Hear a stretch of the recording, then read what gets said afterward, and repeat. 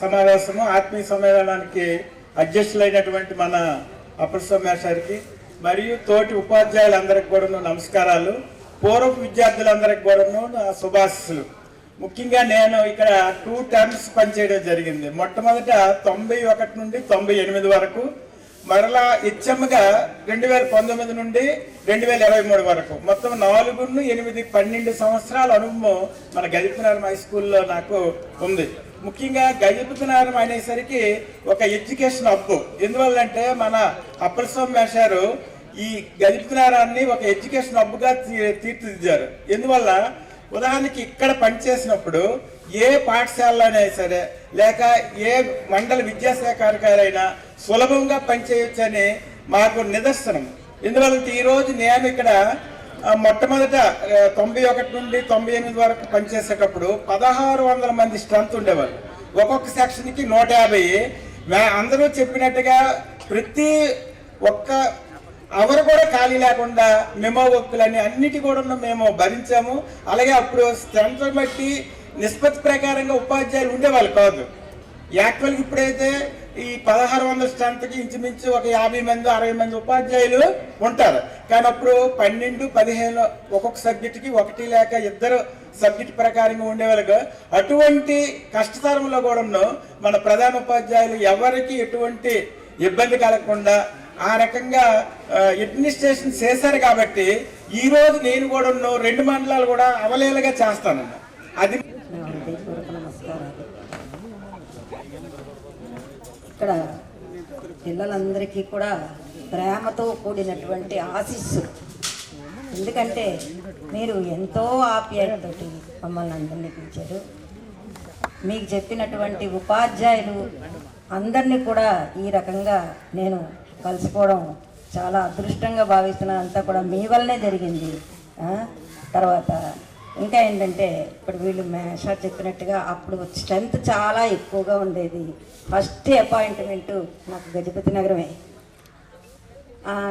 అందులో government school కదా, దాంతో ఏంటంటే అందరూ ముందు భయపెట్టారు, చాలా పెద్ద స్కూలు నువ్వు చెయ్యలేవు అది ఇది అని.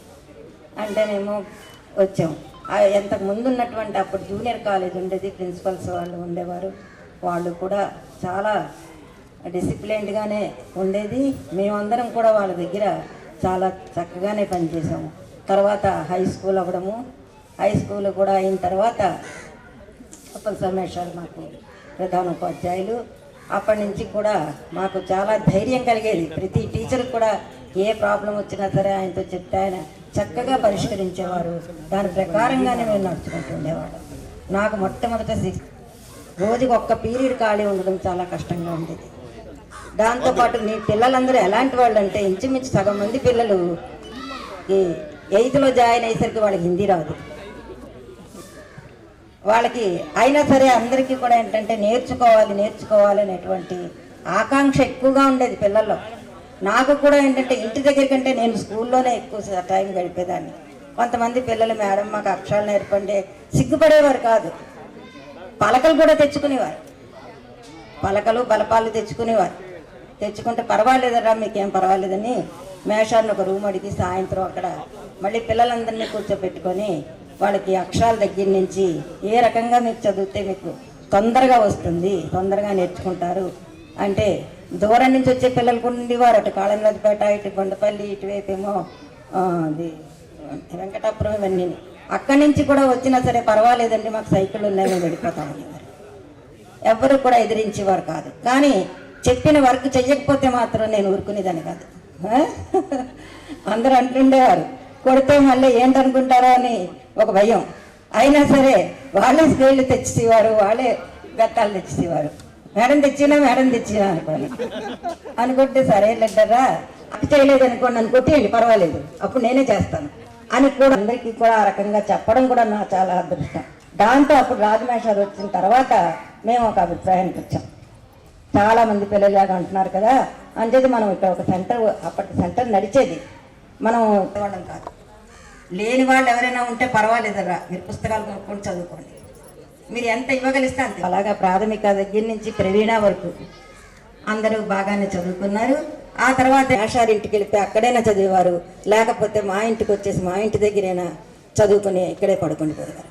ఇలా తనకేంటంటే తను మొదటి నుంచి కూడా చాలా చదువు మీద ఎంత శ్రద్ధో చెప్పలేము అమ్మాయికి. చాలా జాగ్రత్తగా చదివేది, అందరి దగ్గర వినయంగా ఉండేది. తర్వాత పావని కూడా అప్పుడు ఒకసారి ఎగ్జామ్స్ జరిగేయమ్మా, గుర్తుందా నీకు? హాఫ్ ఇయర్లీ ఎగ్జామ్స్ జరుగుతుంటే వాళ్ళ నాన్నగారికి కొంచెం ఒంట్లో బాగోలేదు, అప్పుడు వైజాగ్లో ఉన్నారు. ఉంటే ఆ అమ్మాయి అన్నది, మేడం నేను పరీక్షలు మాత్రం రాయకుండా ఉండనండి, నేను అన్ని పరీక్షలు రాస్తాను, నేనేమి కూడా పుస్తకాలు తన సంగతి మాకు తెలుసు కదా, నేను అన్నీ రాస్తాను, ప్రతి సబ్జెక్ట్ టీచర్సే నేను దిద్దించుకుంటానని చెప్పింది. అప్పుడు మేషారు నాకు అప్పలసా మేషారు నాకు చెప్పారు, ఏ రోజు జరిగిన సబ్జెక్టు ఆ రోజు ఎవరినో పంపించేది, వాళ్ళ ద్వారా వైజాగ్ పంపించినది. అంటే సరే అని చెప్పేసి ప్రతి సబ్జెక్ట్ పేపర్ కూడా పంపిస్తే ఆ అమ్మాయి అన్నీ చక్కగా రాసింది. పరీక్షలు అయ్యాయి, తర్వాత నాన్నగారికి బాగుంది, తిరిగి వచ్చేసింది. అప్పుడు ఆ పేపర్లన్నీ దిద్దించుకొని తను చాలా ముందుకు వచ్చిందన్నమాట. ఈ రకంగా ఆసక్తి అనేటువంటిది కేవలంగా చెప్పడంలోనే కాదరా, చేసిన వాళ్ళల్లో కూడా నేను చెయ్యాలి, నేను నేర్చుకోవాలి, నేను ముందుకు వెళ్ళాలి అనేటువంటి అభిప్రాయం ఎవరిలో ఉంటుందో వాళ్ళు తప్పకుండా ముందుకు వస్తారు. మీరు చేసినటువంటి ఈ యొక్క మంచి పనులు, సేవా కార్యక్రమాలు ఇవన్నీ కూడా మీకు ఎప్పుడూ భగవంతుడు కాపాడుతూ ఉంటాడు.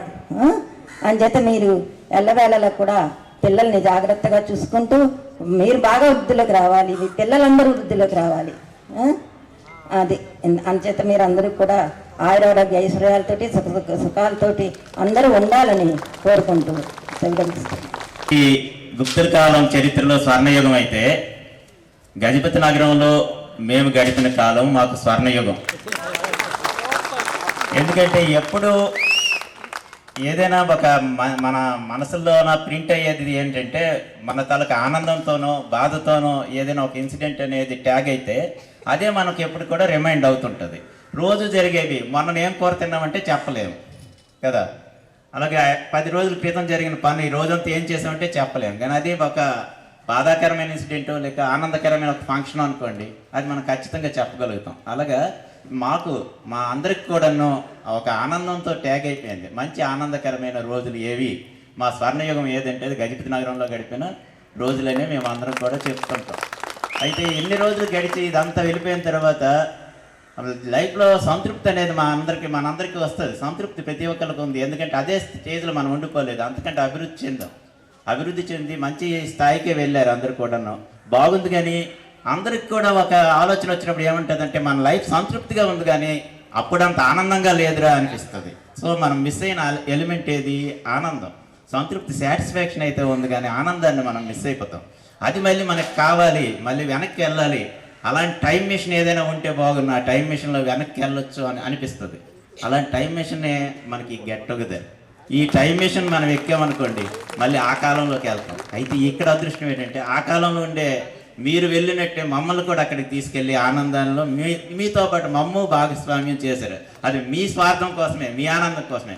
కానీ అట్ ద సేమ్ టైం మా తాలూకా ఇది కూడా విష్ కూడా ఫుల్ఫిల్ అయిపోయింది అనమాట. మేము కూడా ఆనందాన్ని పొందగలిగాం. ఈ స్టేజ్ మీద ఇంతమందిని నిజంగా చెప్పుకోవాలంటే వీళ్ళందరూ ఒకే స్టేజ్ మీద మళ్ళీ మేము కూడా చూడలేము. ఎన్ని సంవత్సరాలు అయిపోయిందో చాలామందిని చూసి, మన దైవకృప మేడం గారు కానీ, కోసలం మేడం గారు కానీ, వరలక్ష్మి మేడం గారు కానీ, కామేశ్వరి మేడం గారిని చూసి అలా చాలా రోజులు అయిపోయిన అందరూ కూడా ఒక్కసారి మాకు కనిపిస్తే మళ్ళీ ఒక పండగ వచ్చినట్టు అనిపించింది. మీరు ఇందాక భోజనాలకి లేట్ అయిపోతుంది అని అన్నారు. అయితే యాక్చువల్గా మీకు ఆకలేసిందేమో కానీ మాకు మిమ్మల్ని చూడగానే కడుపు నిండిపోయింది. అసలు ఆకలి అనిపించలేదు. మా టీచర్లకి ఎవరికి కూడా ఆకలి లేదు. ఎందుకంటే మిమ్మల్ని చూస్తే చాలు పుత్రోత్సాహం ఎలా అయితే అనిపిస్తుందో అలాగే శిష్యులు కూడా ఉత్సాహంగా అనిపిస్తుంది. ఇంకా చాలా ఆనందంగా అనిపిస్తుంది. మీరందరూ మేము చూసినప్పుడు మిమ్మల్ని అందరినీ రావతలేని మనం పుడతలేని అనేవాళ్ళు. అంటే అంత చిన్న పిల్లల్లాగా భావించేవాళ్ళు. నిజమే, ఇప్పుడు పిల్లలంటే భయపడే పరిస్థితుల్లో టీచర్లు ఉంటే ఇంకా ఆనందం ఏమిటి ఉంటుంది, స్వేచ్ఛ అనేది కోల్పోయినట్టు అనిపిస్తుంది టీచర్లకి. అందుకని ఇప్పుడు మీ బ్యాచ్లన్నీ చూస్తే మాకు చాలా హ్యాపీగా అనిపిస్తుంది. మంచి బ్యాచ్ ఇది అని అనిపిస్తుంటుంది. కాబట్టి మీరందరూ కూడాను పూర్వ విద్యార్థులు అనే కాదు, మా రామారావు చెప్పాడు అపూర్వ విద్యార్థులు అన్నాడు మిమ్మల్ని. నిజంగా మీరు అందరూ కూడా అపూర్వ విద్యార్థులు. మీ ఎందుకు మాకు అపురూపమైన విద్యార్థులు మీరు, అపురూపమైన విద్యార్థులు మీరు. మీతో మిమ్మల్ని చూస్తే అలా అనిపిస్తుంటుంది. అందులో ముఖ్యంగా మీ బ్యాచ్ అన్నిటికంటే ఎక్కువగా ఇది కేవలం ఇక్కడ ఈ స్టేజ్ మీద నుంచి మాట్లాడే మాట ఏదో సందర్భం వచ్చింది కాబట్టి అలా చెప్పేస్తున్నాను కాదు. ఎప్పుడైనా పిల్లల గురించి మేము మాట్లాడుకునే సందర్భం వస్తే గజపతి నగరంలో మీ బ్యాచ్నే ఎక్కువగా మేము ఎప్పుడు కూడా అంటుంటాం. ఎందుకంటే ఈ బ్యాచ్ అటాచ్ అయినంతగా మా మైండ్లకి మా హార్ట్కి దగ్గర వచ్చినంతగా మిగతా బ్యాచ్లు గజపతి నగరం అంతా బాగుంటుంది, కానీ మీ బ్యాచ్ మాకు మరింత దగ్గరగా ఉంటుంది మాకు మనసుకి. అందుకని మీ బ్యాచ్ తాలూకా గెట్ టుగెదర్ మిస్ అవ్వడం అనేది ఎప్పుడు కూడా జరగదు. నేను అయిపోతానేమో అని భయంపడ్డాను, బట్ భగవంతుడు నాకు అవకాశం కలిగించాడు, ఇక్కడికి వచ్చాను. ఇందాక మేషర్ చెప్పారు, రామారావు మేషర్, మేమేం చెప్పామో మీకు గుర్తులేదు, మీకు గుర్తుందా ఏమైనా అని. నిజంగా నేనేం చెప్పానో కూడా నాకు గుర్తులేదు, మీకు గుర్తుండదు. మోటార్ ప్రిన్సిపల్ ఏంటి అంటే చెప్పగలరా? జనరేటర్ ఏ విధంగా వర్క్ చేస్తుందంటే చెప్పలేరు కదా, మీరు చెప్పలేరు. ఇప్పుడు చెప్పండి, నేను కూడా చెప్పలేనేమో. చాలా రోజులైంది టీచింగ్ చేసాను, 12 సంవత్సరాలు అయింది హెడ్ మాస్టర్ అయిపోయి, టీచింగ్ కూడా మర్చిపోయాను. అందుకని కాకపోతే మేము మీకు ఏం చెప్పాము, అసలు ఏంటి ఎడ్యుకేషన్ అంటే, what is education? Change in behaviour is education. మన తాలూకా ప్రవర్తనలో మార్పే విద్య, అంతే తప్ప మనం నేర్చుకున్న ఫార్ములాస్ గట్రా విద్య కాదు. మరి మీ బిహేవియర్లో చేంజ్ చూస్తుంటే మాకు అనిపిస్తుంది మేము ఖచ్చితంగా చెప్పాము విద్య. ఎందుకంటే ఇంత మంచి బిహేవియర్ ఎవరికి ఉంటుంది కదా. విద్యా దధాతి వినయం వినయత్వ యాతి పాత్రత్వ ధనమాప్నోతి ధనార్ధర్మి తతసుఖం. అది మనకు చెప్పేది సుభాషితం. విద్య వలన వినయము, వినయం వల్ల పాత్రత వల్ల ధనము, ధనం వల్ల సుఖము. ఇది ఆర్డర్. మరి విద్య వల్ల ఏమి రావాలి? వినయం. మీరందరూ ఇంత వినయంగా ఒక క్లాసులో కూర్చున్న పిల్లల్లాగా మీరు కనిపిస్తున్నారంటే మీ బిహేవియర్ చేంజ్ ఎలా ఉంది? అదే కదా విద్య అంటే. అందుకని మీకు బాగా మేము చెప్పామని ఇప్పుడు ఫీల్ అవుతున్నాం, అప్పుడు ఏం చెప్పామని కాదు, నిజంగా బాగా చెప్పాము. అందుకే మా పిల్లలు ఇంత బాగున్నారు అని. ఎందుకంటే మన పర్సనాలిటీస్ అన్ని డిజైన్ అయ్యేది 15 ఇయర్స్ లోపే. 15 సంవత్సరాల్లోనే మన మూర్తివర్తం అనేది రూపుదిద్దుకుంటుంది. మరి 15 సంవత్సరాల వరకు మీరు ఎక్కడున్నారు? Elementary education and high school education. అందులో ఎలిమెంటరీ ఎడ్యుకేషన్లో మీ ఆలోచనలు మీకే తెలియదు, చిన్నతనం ఏమీ తెలియదు. కొంచెం ఊహ వచ్చే మంచి ఏజ్, ఆ ఏజ్లోనే మీ తలకు మూర్తిమత్వం మీ పర్సనాలిటీ అనేది రూపుదిద్దుకుంటుంది. కాబట్టి ఆ టైం మీరు మా దగ్గర ఉన్నారు, తల్లిదండ్రుల దగ్గర ఉన్నారు, సమాజంలో ఉన్నారు. మీరు ఇలా మంచిగా తయారయ్యారంటే మీ మీద ప్రభావం చేసిన ఈ 3 వర్గాలు కూడా చాలా బాగున్నాయన్నమాట అప్పుడు. అందుకోసమైనా మీరు ఎంత మంచి పిల్లల్లా తయారయ్యారు, మంచి పౌరుల్లాగా వచ్చారు మా దగ్గరికి. అయితే మేషర్ అందరూ చెప్పారు మీ సెల్ఫ్ ఇంట్రడక్షన్ కావాలి అని. ఎందుకు? పిల్లలందరూ నాకు ఆడపిల్లలందరూ బాగా గుర్తున్నారు. ఎందుకంటే వాళ్ళకి జుట్టులు ఓడవు, గడ్డలు మీసాలు రావు. మగపిల్లలకి ఏంటంటే ప్రాబ్లం, జుట్టులు ఊడిపోతాయి, గడ్డలు మీసాలు వచ్చేస్తాయి. సో ఇది క్వైట్ ఆపోజిట్ మార్పులు. కాబట్టి పిల్లలందరూ ఆడపిల్లలందరినీ చూస్తే అప్పుడు చూసిన పిల్లల్లాగే ఉన్నారు కాదు, కొంచెం పెద్దగా అయ్యారు తప్ప పిల్లల్లాగే ఉన్నారు. వీళ్ళు కొంచెం మార్పులు చెందారు. కాబట్టి మీరు ఎవరు అనేది మాకు ఈ బాయ్స్ మీద మాకు ఏదో కూర్చోబెడితే మేము మిమ్మల్ని చూడగలుగుతాం. సెల్ఫ్ ఇంట్రడక్షన్ అది వీలుంటే. అసలు యాక్చువల్గా గెట్ అవుతారు తాలూకా పర్పస్ ఏంటి? మేమందరం సరదాగా ఉదయంతోనే ఈ కార్యక్రమం పూర్తి చేసి ఆఫ్టర్నూన్ సెషన్ మీరు అందరూ ఇంటరాక్ట్ అవుతూ సరదాగా మీరందరూ హ్యాపీగా గడపాలి యాక్చువల్గా. కానీ ఇప్పుడు మేము చెప్పిన ఈ మాటలన్నీ వింటున్నారు పాపం. అది బలవంతంగానో లేదా ఆనందంగానో కాకపోతే అది మేము ఏదో చెప్పాలని మాకు తాత్పర్యంగా ఉంటుంది. అందరు కనిపించగానే ఉత్సాహంగా ఉంటుంది. టీచర్లకి ఎలా ఉంటుంది అంటే ఎప్పుడు కూడా చెప్పడమే వినడం అలాగే అలవాటు ఉండదు. చెప్పేద్దాం ఏదైనా సరే అని అనిపిస్తుంటుంది. అలాగే ఆ విధంగా చెప్పేస్తున్నాం, కానీ వినే పరిస్థితి ఉందా లేదా, మూడు ఎలాగుందా అనేది కూడా ఆలోచించాం. జనరల్గా లాస్ట్ పీరియడ్ కూడా పాఠం చెప్పేస్తుంటాం. పాపం వాళ్ళు గ్రౌండ్కి వదిలేస్తే బాగుంది అనుకుంటారు. ఈ నా పరిస్థితికి ఇక్కడికి వచ్చినప్పటికీ నిజానికి నేను 24th ఇయర్లో ఇక్కడ అడుగుపెట్టాను. మంచి ఏజ్ అది కరెక్ట్గా. 18 ఇయర్స్ ఇక్కడే ఉన్నాను. అసలు నేను ఎవరినో మా ఊర్లో తెలియదు ఎవరికి కూడా, ఎప్పటికి కూడా తెలియదు. ఇప్పుడు నేను మా ఊర్లోనే హెడ్ మాస్టర్ అయ్యాను. ఈ ఊరు స్టూడెంట్ నేను ఇప్పుడు చెప్పుకుంటున్నాను నేను అలా. ఎందుకంటే 18 సంవత్సరాలు ఈ ఊర్లోనే మంచి టైంలో పీక్ లెవెల్లో ఉండే టైంలో నేను ఈ ఊర్లోనే ఉన్నాను. కాబట్టి ఆ ఫోన్నెస్ కూడా ఇక్కడ ఉంది. ఈ ఊరితోని ఈ స్కూల్తో అనుబంధం ఉంది. స్టార్టింగే పడేటప్పుడే కొండ చెరువు నీటిలో నోట్లో పడినట్టు అప్పలసారి మేస్టర్ దగ్గరికి పడ్డాము.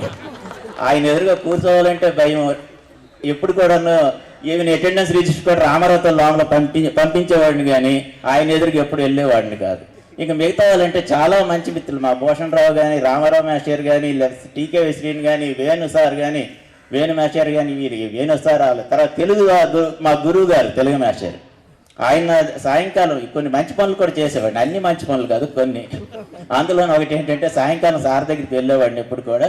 ఆయన భాగవతం చదివేవాళ్ళు, నేను కూర్చొని వినేవాడిని. ఆయన చదివితే సరే అర్థమైపోద్ది అనమాట. సుఖమహర్షి ఎలాగే భాగవతం చెప్తే పరీక్షితుడికి అర్థమయ్యిందో, నేను పరీక్షితుడిని కాకపోయినా ఆయన మాత్రం సుఖమహర్షి చాలా బాగా చెప్పేవాళ్ళు. ఆయన చదివితే నాకు క్లియర్గా అది వినడానికి కోసం ప్రతిరోజు సాయంకాలం వాళ్ళ ఇంటికి మాత్రం వెళ్ళి నా జీవితంలో కొంచెం ప్రయోజనకరమైన కొన్ని రోజులు గడిపాను. మరి పువ్వులతో కలిస్తే దారానికి కూడా తావెబ్బినట్టుగా ఆయనతో పాటు ఉండడం వల్ల కొంచెం సాహిత్యం మీద కూడా ఇంట్రెస్ట్ ఉండి బోల్డ్ పుస్తకాలు చదివాను. కనీసం ఒక 200-300 బుక్స్ మంచి సాహిత్యానికి చెందిన పుస్తకాలు చదివాను. కారణం ఏంటంటే ఆయన వల్ల నేను పుస్తకాలు చదివే ఒక అలవాటు నేర్చుకున్నాను. అలాగే మరి సార్ మరి రామరామేశ్వరి అంటే క్రమశిక్షణకు మారిపోయారు. అయితే వీళ్ళందరిలోనూ ఒక మాట వాస్తవంగా చెప్పుకోవాల్సింది ఏంటంటే, కొంచెం క్రమశిక్షణకి వ్యతిరేకమైన పదం ఏంటో అంత కరెక్ట్ ఆపోజిట్ కాదు, కానీ కొంచెం డీవియేషన్లో ఉండే క్రమశిక్షణ ఉన్నవాడిని నేనే అనుకుంటాను నేను. ఎందుకంటే వీళ్ళందరంత క్రమశిక్షణ పోల్చుకోవడానికి నేను కరెక్ట్ కాదు, కాకపోతే కొంచెం డీవియేట్ అయ్యి ఉంటాను ఎప్పుడు కూడా. అంత క్రమశిక్షణగా నేను లైఫ్ని అంత సీరియస్గా తీసుకునే నేచర్ కాదు నాది, కొంచెం డీవియేట్ అవుతుంటుంది. కానీ వృత్తి పట్ల మాత్రం నిబద్ధతగా ఎప్పుడూ ఉన్నాను. క్రమశిక్షణ అంటే అంతగా లేదని నేను ఇప్పటికి కూడా ఫీల్ అవుతుంటాను. ఆ టైంలో ఇప్పుడు ఉంది కొంచెం. ఈ విధంగా మీ పిల్లలు ఆడపిల్లలు అందరూ కూడాను నాకు ఇష్టమైనది ఎప్పుడైనా నాకు గుర్తొస్తే ఎప్పుడు నా మనసులోకి వచ్చే పిల్లలు మీరే అని ఈ సభాముఖంగా చెప్పుకుంటూ సెలవు తీసుకుంటాను. సార్ ఏం సార్ ఇది ఇంత సింపుల్ అనుకున్నాం కానీ ఇంత ఎఫెక్టివ్ ఉంటుంది అనుకోలేదు. Thank you so much. ప్రియవయారమా ప్రభాతమా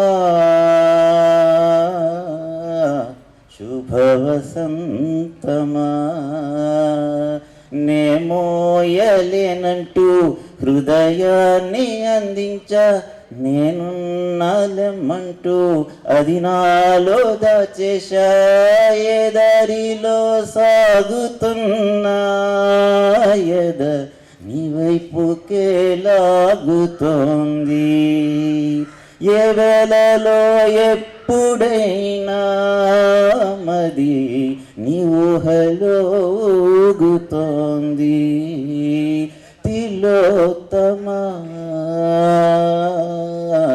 ప్రియవయారమా.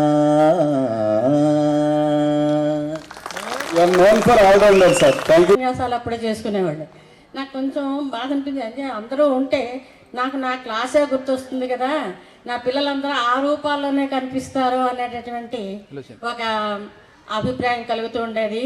అలాంటిది ఇక్కడ చాలా క్రమశిక్షణతో ఈ బ్యాచ్ చాలా చాలా అద్భుతంగా అమోఘంగా ఉంది. కాకపోతే ఒక 2 అమ్మాయిలు రాలేకపోయారు. వాళ్ళు ఇళ్ళ దగ్గర ఉన్నా కూడా ఇక్కడ సన్నివేశాలను కూడా చూస్తూ ఉన్నారు.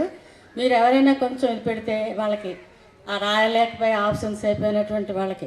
ఇంకో విశేషం ఇంత ఏంటంటే, ఆ పిల్లలిద్దరూ ఒకే సంవత్సరం ఒకే రోజు 2-3 గంటల తేడాల్లో పుట్టిన పిల్లలు, 2 అమ్మాయిలే. రాజేశ్వర రమేశ్వర్ పెద్ద అమ్మాయి, మా 2వ అమ్మాయి శిరీష లహరి, సౌజన్య లహరి శిరీష. వాళ్ళిద్దరూ కూడా రాలేకపోయినందుకు 3 రోజులు బట్టి మా శిరీష ఏడుస్తుంది.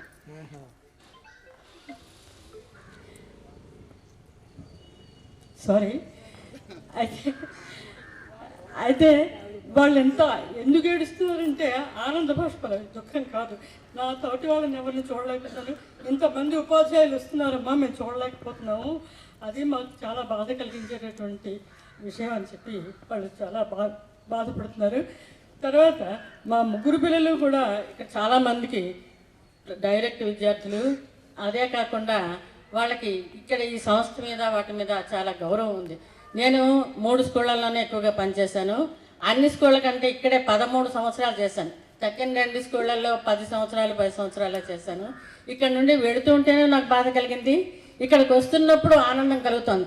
ఇప్పటికి నేను 8 బ్యాచ్లో 9 బ్యాచ్లో వచ్చాను. అన్నిసార్లు కూడా ఇందాక ఎవరో స్వర్ణయుగం స్వర్ణ సౌరధం అన్నారు. నాకు ఇది స్వర్ణ దేవాలయంలో అనిపిస్తుంది, అమృత్సర్లో లేదు, మనం ఎవరం వెళ్ళలేము. కానీ ఈ గజపతి నగరం ఈ స్కూల్ నాకు స్వర్ణ దేవాలయంలో కనిపిస్తుంది. ఇక్కడ మనకి రాముడు కూడా ఆవిర్భించినట్లు అనిపిస్తుంది.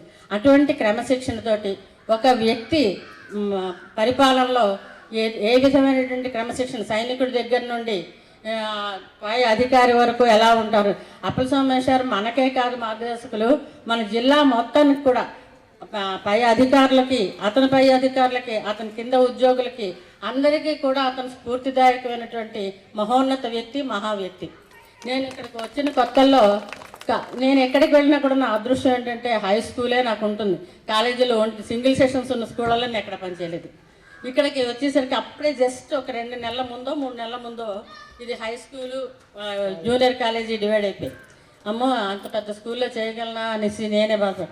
దానికి తోడు నేను 7th డే డెలివరీ అయిన 7th డే ఇక్కడ జాయిన్ అయ్యాను. మా బాబుని 7th డే జాయిన్ అయ్యి మేషారు నేను 1 month సెలవు పెడతాను, మెటర్నిటీ ఉంది కదా 4వ సెలవు పెడతాను అని అంటే సరే తప్పకుండా రండి. డిసెంబర్ 23 ఈ కాలేజీలో మేషారి దీనికోసం నేను ఇక్కడ జాయిన్ అయిపోయాను.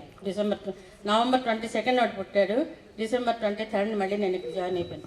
ఎదురుకుండా ఉన్న ఇళ్లలో ఒక ఇంట్లో దిగాను. ఆయన వ్యక్తిత్వం చూడండి. అమ్మ చంటి పిల్లడి తల్లి కదా మీరు, మీకు 4th పీరియడ్ వెయ్యను, లంచ్ బ్రేక్ 4th పీరియడ్ ఇంటికి వెళ్ళిపోండి.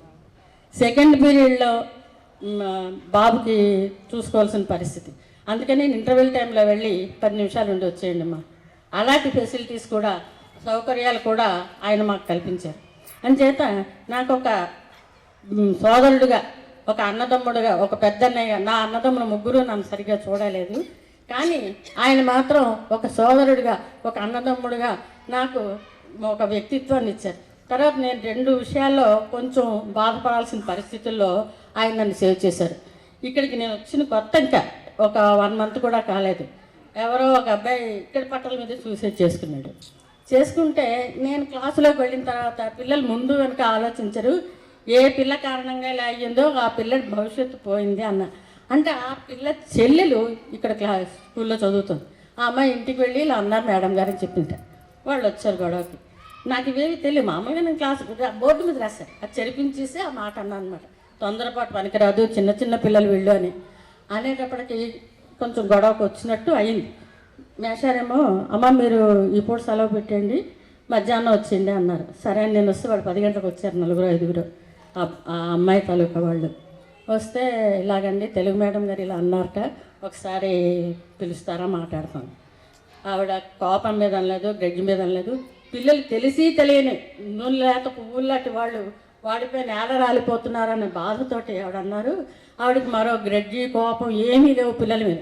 ఇంకా ఆవిడ వచ్చి 2 నెలలు అయింది. ఆ పిల్లడి మీద సింపతి కాదు, ఆ పిల్ల మీద అసూయ కాదు, ఆ పిల్ల మీద ద్వేషం కాదు.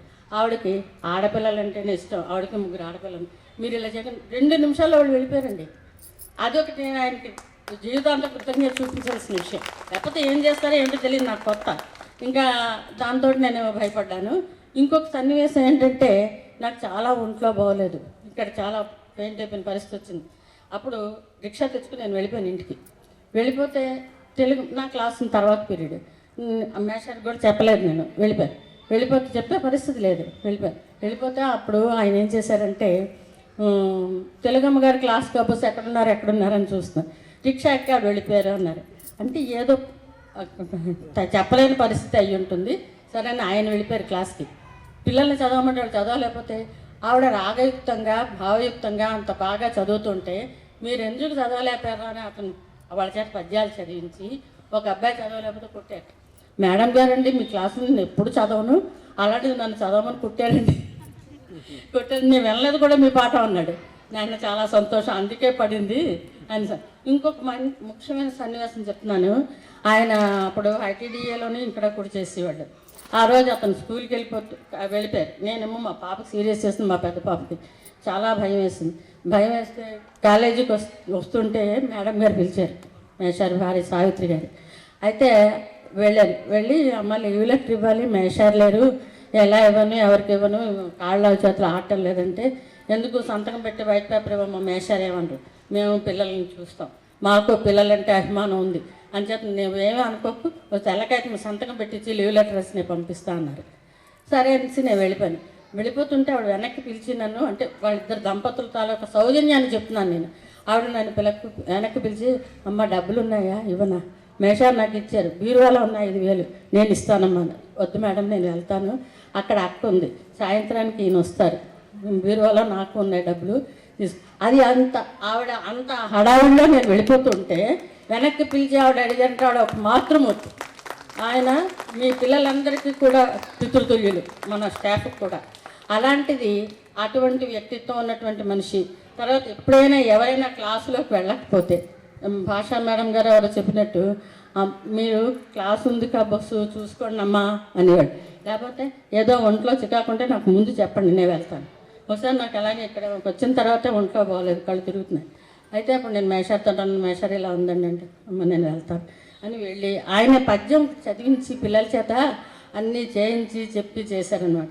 అలాంటి వ్యక్తి మనకి మార్గదర్శి అవుతారు. కానీ ఎప్పుడైనా సరే ఒక మార్గదర్శి ఉంటేనే మనం ఎంతటికి ఏకారాన్ని వాళ్ళు పిలిచారు ఈ మాస్టర్ని, ఏదో గంట గడి వదిలేస్తారు అనుకుంటే ఎంతసేపు చంపేస్తాను అనుకుంటాను. వీళ్ళు కూడా దుర్మార్గంగా నన్ను చివరి వరకు నుంచి ఇప్పుడు నా చేతికి మైక్ ఇచ్చారు. అయినా నేను వదలను, అక్కడ ఏదో బెల్ల కొట్టినంత వరకు వదలను మిమ్మల్ని. ఎందుకంటే 30 సంవత్సరాల ఎదురుచూపుకు దొరికారు మీరు అందరూ.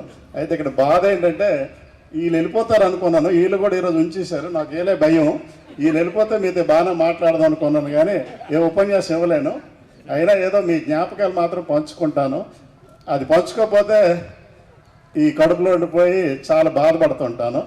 ఎందుకంటే పిల్లలు చాలా విలువైన సంపదలు నాకు. ఎందుకంటే నాకు ఇంకా ప్రత్యేక సంపదలు అంటే ఏమి లేవు. నా ఫ్రెండ్స్, నా పిల్లలు ఎప్పుడు విలువైన సంపదలే. ఆ సంపదలు నేను ఎప్పుడు గౌరవించుకుంటాను. అందుకనే కొంచెం మీతో 2 మొక్కలు ఎక్కువ మాట్లాడినా భరించండి, అలా భరిస్తానండి. ఎందుకంటే చప్పట కొట్టియండి, కాకపోతే 2-3 సార్లు బాగా మాట్లాడుతున్నాను, ఇంకా ఎక్కువ మాట్లాడేస్తాను. ముఖ్యంగా మా కొలీగ్స్ వీళ్ళందరూ నన్ను ఎప్పుడు భయపెడుతుంటారు. ఇప్పుడు నేను భయంతో ఈ గజపతినగరానికి కాదు, ఎప్పుడు ఇది అప్పల సోమేశ్వర స్కూలే, మరొక స్కూల్ కాదు ఇది. ఆయన తర్వాత స్కూల్ లేదు, నేను ఆయన తర్వాత ఎవరి దగ్గర పని చేయలేకపోయాను. అదే నాకున్న పెద్ద సమస్య అయిపోయింది. మేషర్ దగ్గర 19 ఏళ్ళు పనిచేసి ఎక్కడా అడ్జస్ట్ అవ్వలేకపోయాను. ఎందుకంటే మేషర్ పద్ధతికి నేను అలవాటు అయిపోయాను అనిపిస్తుంది. మీలాంటి పిల్లలు చూశాను.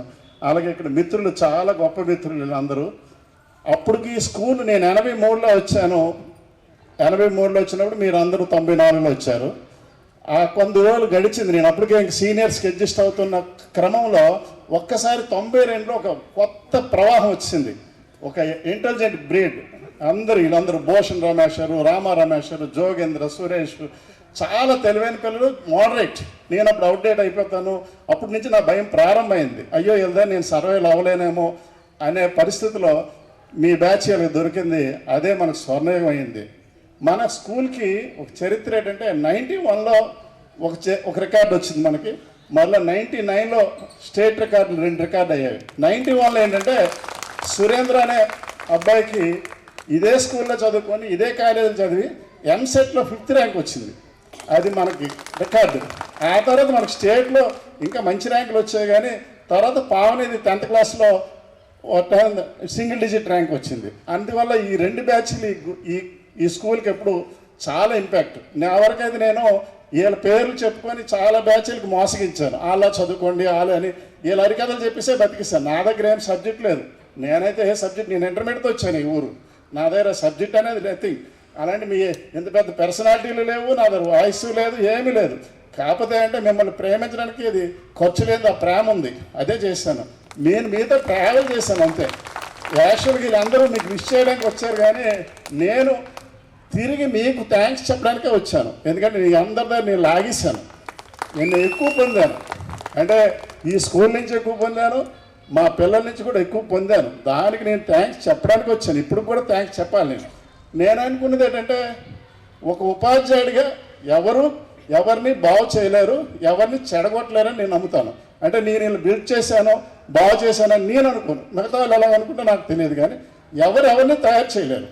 నేనే నీ దగ్గర నేర్చుకున్నాను. ఈడెలా చదువుతాడు, ఈడెలా చదువుతాడు ఇంపాక్ట్ అని తీసుకుండేవాడిని. నేను ఇంటర్మీడియట్ తోటి ఎక్కడ వచ్చి 3 పీజీలు చేసి గ్రూప్స్ ప్రిపేర్ అవ్వడం, ఇవన్నీ మీ దగ్గర ఉన్న యాటిట్యూడ్. ప్రతి బ్యాచ్ నుంచి కూడా నేర్చుకున్నాను. కాబట్టి నేనే మీకు థ్యాంక్స్ చెప్పాలి. అందుకు నేను కొంచెం ఎక్కువ వచ్చాను. వీళ్ళందరికన్నా ముందు వచ్చాను, మీతో గడపాలనుకున్నాను. ఇంకోటి ఏంటంటే ఈరోజు ఒకే రోజు అన్ని పండుగలు వస్తే ఎంత ఆనందమో, ఈరోజు అన్ని పండుగలు ఒకసారి వచ్చాయి. అందుకే అంత ఆనందం. ఎలా అంటే నిజమైన ఆనందం ఏంటంటే మనం బెస్ట్ కాన్వర్సేషన్ చేసామనుకోండి, అది కూడా ఆనందమే. అలాగే మన బాల్యం గొప్పది, అది చూసిన ఆనందం. ఈరోజు మీరు అందరూ బాల్యాన్ని చూస్తున్నారు. మీ బాల్యం మీకు కనిపిస్తుంది. మీ ఫ్రెండ్ మొక్కల్లో నీ బాల్యం తెలుస్తుంది. అలాగే గివింగ్ నేచర్ కూడా గొప్పదే. మరి ఎంత ప్రోగ్రామ్ మీరు అందరు చేశారంటే అది కూడా మీ అందరి దగ్గర ఉంది. ఒక రెస్పెక్ట్, గురువులు అంటే ఎంత గౌరవం. ఇన్ని ఆనందాలు ఈరోజు ఒకే రోజు వచ్చేసాయి. మీ ఫ్రెండ్స్ని కలిశారు, ఇచ్చారు, మీ మంచి కాన్వర్సేషను, ఇది మంచి కుటుంబాన్ని ఏర్పాటు చేసుకున్నారు ఈరోజు. ఈ ఆనందం, అన్ని ఆనందాలు గొప్పవి ఈరోజు వచ్చేసాయి మీ అందరికీ. కాబట్టి నేనేం పొందాను అనడానికి ఏంటంటే, ఈ స్కూలు ఇప్పటికి 30+ డాక్టర్స్ ఉన్నారు, 30 మంది డాక్టర్లు తయారయ్యారు. మీ బ్యాచ్ కూడా ఇద్దరు ఇచ్చారు, శిరీష తర్వాత పావని తెలుసు. శిరీష సిస్టర్ కూడా, గాయత్రి కూడా డాక్టరే. ఆ తర్వాత బ్యాచ్ నా లిస్టులో అలా చెల్లి కూడా ఉంది. అంటే నా దగ్గర డాక్టర్స్ లిస్ట్ ఉంది, ఈ స్కూల్కి ఎంతమంది డాక్టర్స్ అని. అన్ని ఫ్యాకల్టీలు ఉన్నాయి మనకి. లేటెస్ట్గా నిన్న మీ జూనియర్ బ్యాచ్ అమ్మాయి తను జోత్స్న లేటెస్ట్ డెర్మనాలజీ జాయింది. అంటే మన స్కూల్ నుంచి డాక్టర్స్ వింగ్ ఎలా ఉంటుందంటే ఈ స్టేట్ అంతా ఉన్నారు. మన విజయనగరంలో అయితే 7 డాక్టర్లు ఉన్నారు మన స్కూళ్ళలో. మీరు ఏ డాక్టర్ దగ్గరికి వెళ్ళండి, గైతునారని చెప్పండి, ఫీజు తీసుకోరు. డాక్టర్ పావని ఉంది, ఇంకో పావని. మన గజపతి నగర్ అని పేరు చెప్తే చాలు, అమ్మాయి ఏమి తీసుకోదు, బాధ వస్తుంది. మేము పావని పేరు చెప్పుకొని బతికేస్తాం. 89వ పావని ఉంది, 99వ పావని ఉంది. నాకు 3వ పావని తగిలింది డైట్లో. ఆ పావని పేరు సాయి, పావని సాయి. నేను ఒక్కటే చెప్పానమ్మా, నువ్వు టీచీ ట్రైనర్ దొరికావు, నువ్వు ముందు దొరికితే నేను డాక్టర్ చేసిద్దని అనుకున్నాను, కానీ నువ్వు నీ పేరులో చివరి 3 అక్షరాలు తిరగేసిరా అన్నాను. సాయి కదా, సాయి తిరగేయండి, ఐఏఎస్. ఇప్పుడు అమ్మాయి ఢిల్లీలో ఉంది. ఈసారి ఎప్పుడైనా మీటింగ్లో నేను అది చెప్పగలుగుతాను, మరొక పావని ఐఏఎస్ అయిందని. ఎందుకంటే ఆ అమ్మాయి ఇంటర్వ్యూ దాకా వెళ్ళిపోతుంది. అక్కడ ఏం లేదు, మంత్రం ఏమేసానంటే వాళ్ళిద్దరు పావని డాక్టర్ అయిపోయామా, నువ్వు డాక్టర్ వాళ్ళు ఏమవుతావు అంటే సాయి. కాబట్టి తిరిగేసుకోమన్నాను. మా మేషాలు ఏమేవ్వగలం, మేము ఇవ్వం, చిన్నది నమ్ముతాం అంతే. ఈ డెర్మటాలజీ చేసిన జోస్నాకు కూడా ఆటోగ్రాఫ్ రాయమని 3 సార్లు వస్తే రిఫ్యూజ్ చేశాను. చేసినప్పుడు సార్ అని మళ్ళీ 3వ రోజు వస్తే తిట్టుకుంటుందని ఆ బుక్ తీసుకొని పేరు అడిగా. తప్పు రాస్తానేమని జోస్న స్పెల్లింగ్ కూడా అడిగాను, ఎందుకు ఏదో రాస్తే బాగుంది. ఏదో మీసాలు జోస్న గుర్తుంది, మీసాలు జోస్న అని రాశాను. ఆ ముందున డిఆర్ పెట్టాను, ఇక్కడేమో ఎండి పెట్టాను. ఇది నీ నేమ్ బోర్డు చేసుకో తల్లి అన్నాను. నిజంగా నేను ఫోన్ చేసి ఆ మాటే చెప్పింది అమ్మాయి, సార్ ఈరోజు నా నేమ్ బోర్డు అయ్యింది సార్, మీరు ఆరో చూసి. అదేనా మాకు శక్తి. మా పాప ఏమైనా మీ పెన్నకి చాలా పవర్ ఉందని. పెన్నకి పవర్ ఉండదు, ఒక ప్రేమగా ఒకటి ఏమైతే మనం కోరుకుంటాం అది వచ్చేస్తుంది. మీరు కూడా మంచిదే కోరుకోండి. అంటే నేను మీకు స్వార్థపరుని ఎందుకంటానంటే, మా గురువులకి నేనేం ఇవ్వలేదు. ఒక సక్సెస్ఫుల్ స్టూడెంట్ అయినా ఒక ఫెయిల్యూర్గా టీచర్గా వచ్చాను. ఈ రోజుకి నా సార్లందరూ నన్ను చూసి జాలి పడుతుంటారు, అయ్యోరా నీ పేదరికం నేను బలేసింది, నీకన్నా తక్కువ మార్కులు వచ్చి డాక్టర్లు అయ్యారు. వాళ్ళు బాధపడుతున్నప్పుడు నేనేం చేయగలను, నా గురువులకి ఏటి ఇవ్వగలను గురుదక్షిణ అని మీ అందరి ద్వారా గురుదక్షిణ ఇప్పించాను. మీరిచ్చే ప్రతిదీ కూడా నా గురువులకి ఇచ్చాను నేను. సార్ మీరు తయారవ్వలేదు, కానీ మీ అనుభవంతో మీరిచ్చిన ప్రేమతో నా పిల్లలు చూడండి ఇంత గొప్పలు అయ్యారు అని వాళ్ళందరికీ ఇచ్చేసాను. గురువులందరికీ ఈరోజు 30 మంది డాక్టర్ పేర్లు చెప్పగలుగుతాను. వాళ్ళందరికీ ఊరే నేను పిల్లగలను. ఈరోజు నా చిన్న కొడుకు ఈ ఊర్లో పెరిగిన ఒక వరల్డ్ ఫేమస్ డాక్టర్ వాడు, ఆర్థోస్కోపీ సర్జన్. వాడు ఒక రోజులోనే 3 కంట్రీలో ఉంటాడు. ఒకరోజు దుబాయ్లో ఉంటాడు, అదే రోజు సాయంకాలం సింగపూర్ వెళ్ళిపోతాడు. బోధన చంద్రశేఖర్ మీకు 94 బ్యాచ్. ఇప్పుడు సన్షైన్ హాస్పిటల్లో సూపర్ మోస్ట్ డాక్టర్. ఆ అబ్బాయి దగ్గర నాకు బిడ్డడున్నాడు. ఎవరిచ్చారు ఆ ఛాన్స్? మీరే కదా. నా పిల్లడికి ఆ హాస్పిటల్కి వెళ్ళడానికి మనకి అపాయింట్మెంట్ కూడా దొరకదు. అందరూ ఆశ్చర్యపోతారు, వినయగడికి ఎవడో ఈ హాస్పిటల్లో చోటు ఇచ్చాడని. అక్కడ వినయగడికి చోటు ఎవడవలేదు. అక్కడ వాడు వెనక్కి ఒక మాస్టర్ తన స్టూడెంట్ ఉన్నాడు, ఆడిచ్చాడు. అక్కడ ఆ వ్యక్తితోటి మన ఈరోజు కూడా మాకు వాట్సాప్లో ఉంది. ఆడు ఇప్పుడు సింగపూర్లో ఉన్నాడు, ఏదో సెమినార్ కండక్ట్ చేస్తున్నాడు. అలాంటి ఫేమస్ డాక్టర్స్ సురేంద్ర కానీ చాలామంది, మీకు ఆ లిస్ట్ చెప్పి అందరూ విసిగించకూడదు, అలాంటి గర్వమైన స్టూడెంట్స్ ఉన్నారు. మరి అలాంటప్పుడు మాకు కొంచెం గేర్ ఉండడం, గర్వపడడం, మీకోసం తప్పించడం, ఎదురు చూడడం అవసరం కాదు చెప్పండి. మీరు మీకోసం చూడాలి, ఎందుకంటే మీరు లాగేసుకున్నాం. ఈరోజు ఇంకో రిఫ్లెక్షన్ చూడండి. మా ఇంట్లో ఎప్పుడు మా మిస్సెస్ మీరు ఇచ్చిన షీల్డ్స్ కానీ ఏమి ఇచ్చినా నేను ముచ్చటగా చూసుకుంటాను. పావనికి సీట్ వచ్చినప్పుడు నా ఇల్లు కడుగుతున్నప్పుడు ఫస్ట్ సీట్లు తెచ్చింది 2003లో. సార్ నాకు అది సీట్ వచ్చిందని. అది నేను దాచుకున్నప్పుడు అమ్మాయి కూడా చెప్పాను, తల్లి నువ్వు నీ ఫిజిక్స్ టెస్ట్ మీద నీ ర్యాంక్ వేయరా అంటే ఆ ఫిజిక్స్ మీద టెస్ట్ మీద ర్యాంక్ వేసి ఇచ్చింది. నాకు షోకేస్లో ఎదురు చూస్తుంటుంది. అదేం చిన్నదే, టెక్స్ట్ బుక్ ఎక్కడైనా దొరుకుద్ది. అక్కడ పావని పేరుతో ర్యాంక్ ఉంది. ఆ ర్యాంక్ ఈరోజు మా ఇంట్లో 4 డాక్టర్లు చేసింది. మనం ప్రేమిస్తే కదా వచ్చింది. ఈరోజు నా పెద్ద కొడుకు ఆంధ్ర మెడికల్ కాలేజీలో ఎండీ చేసి ఈరోజు ఆల్ ఇండియాలో 9th ర్యాంక్ వచ్చి ఆడు ఎండోస్కోప్లో డిఎం చేస్తున్నాడు. అలాగే నా పెద్ద కూతురు ఎండి జనరల్ మెడిసిన్ చేసి ఇమ్యునాలజీ అండ్ రొమటాలజీలో సూపర్ స్పెషాలిటీ చేస్తుంది. ఈరోజు నా చిన్న కొడుకు ఎంఎస్సి, అలా చిన్న కూతురు ఎంఎస్ గైనకాలజీ. ఇవన్నీ ఎవరిచ్చారు? మీరే. మీ రిఫ్లెక్షనే, మీ దేవునే. మిమ్మల్ని ప్రేమించాము. మీరందరూ డాక్టర్లు అవ్వండి అని కోరుకున్నప్పుడు ఆనందపడ్డాను. ఆ ఆనందం దేవుడు నాకు కూడా ఎందుకో వీడేదో బాధపడుతున్నట్టున్నాడు, ఆనందపడుతున్నాడు, వీడికి కూడా ఇద్దాం అనుకున్నాడేమో, మరి ఇచ్చేసాడు. ఈరోజు 4 డాక్టర్లు నా ఇంట్లో కూర్చోబెట్టాడు. నేను మిమ్మల్ని వదిలేసి ఎక్కడికి వెళ్ళిపోతాను? వెళ్ళకూడదు. ఇదంతా మీరే, ఒక బ్యాచ్ కాదు, ప్రతి బ్యాచ్ నుంచి నేను లాక్కున్నాను. అది నాకు ఇష్టం. ఈ ఊరు వచ్చినప్పుడు నేను 19 ఏళ్ళ అప్పుడు వచ్చాను. ఆ ఊరితో నాకు భయంకరమైన అనుబంధం ఏర్పడుతుందని, ఇంతకాలం ఉంటానని కానీ ఏ రోజు ఊహించలేదు. నేను వచ్చేటప్పుడు అపోజిషన్ మాస్టారు అందరికీ రకరకాల అసైన్మెంట్లు, స్ట్రిక్ట్ అసైన్మెంట్లు ఇస్తారు. నాకు మరీ పెద్ద అసైన్మెంట్ ఇచ్చారు. ఏ మ్యాథ్స్ రాదు, నాకు క్వాలిఫికేషను లేదు. నన్ను మ్యాథ్స్ పంపించారు మాస్టర్. వద్దు సార్, నేను సైన్స్ చెప్పేస్తాను, ఇంగ్లీష్ చెప్పేస్తాను, గెంతాను. వద్దు, పర్లేదండి, వీళ్ళందరూ సైన్స్ చెప్పిన వాళ్ళు చాలామంది ఉన్నారు, మీరు ట్రై చేయండి ముందు అని చెప్తే ఈ తవాపవనాలు బ్యాచ్తో స్టార్ట్ చేశాను 84 ఫస్ట్ 6th క్లాస్. మరి ఆ తర్వాత 6th క్లాస్ 2వ సంవత్సరం మ్యాథ్స్ చాలా సైలెంట్గా చెప్తారు కదా, మరి ఏదో చెప్పేయండి 7th వెళ్ళిపోండి అన్నారు. 7th వెళ్ళిపోయారు. ఆ తర్వాత 8th నేనే లేదు, వాళ్ళు తీసిపోయారు. సార్ నేను 5 వరకు 9th 10th చెప్పి పవర్ చేయలేదు అనుకుంటే అక్కడ అయిపోయాను. అది సార్ తాలూకా ఒక అవేర్నెస్, ఎవరిని ఎలా యూజ్ చేసుకోవాలో సార్కి బాగా తెలుసు. మనకు అప్పుడు కష్టం అనిపిస్తుంది, కానీ ఆ 2 సబ్జెక్టులతో నేను ఇక్కడ 19 ఏళ్ళు బతికిస్తాను. ఈ 2 ఇల్లు లెపర్సీ డాక్టర్కి ట్రీట్మెంట్ చేయడానికి ఒకే జబ్బు ఉంటుంది. ఆడు జీవితకాలం ఒక మంది ఇస్తాడు, మల్టీ డ్రగ్ థెరపీ. ఆడికి ఇంకో పని ఉండదు, 2 మచ్చలు చూస్తే మంది ఇస్తాడు. ఆడు చదివిన MBBS మర్చిపోతాడు, అన్నీ మర్చిపోతాడు. కానీ నా పరిస్థితి అయిపోయింది. నా చదువు, నా పట్టాలకి సంబంధం లేదు. నాకు వచ్చిన సబ్జెక్ట్, నాకు లెక్కలు కూడా కాంపోజిట్ లెక్కలు కూడా కాదు, నేను జనరల్ మ్యాథ్స్ ఉండి. కాకపోతే అప్పుడు 10th క్లాస్లో కొంచెం 80 మార్కులు వచ్చాయి తప్ప నా దగ్గర లెక్కలే లేదు. కానీ 19 ఏళ్ళు లెక్కల సబ్జెక్ట్తో బతికిస్తాను. మీరు అందరూ ఏమనుకుంటారు, మ్యాథ్స్ ఏం పెద్ద జీనియస్ అనుకుంటారు. ఏం కాదు, నాకేం రాదు. ఇప్పుడు మళ్ళీ తర్వాత ఇప్పుడు ప్రమోషన్ ఇంగ్లీష్ తీసుకున్నాను, అది రాదు. ఏదో అది కూడా గడిపిస్తాను. ఇప్పుడు రిటైర్ అయిపోయాను. దుర్మార్గం ఏంటంటే నేను సర్వీస్లో ఉండగా కలుద్దామని కోరికతో ఉన్నాను. రిటైర్ అయిపోయిన తర్వాత కలిసిన మొదటి బ్యాచ్ ఇది.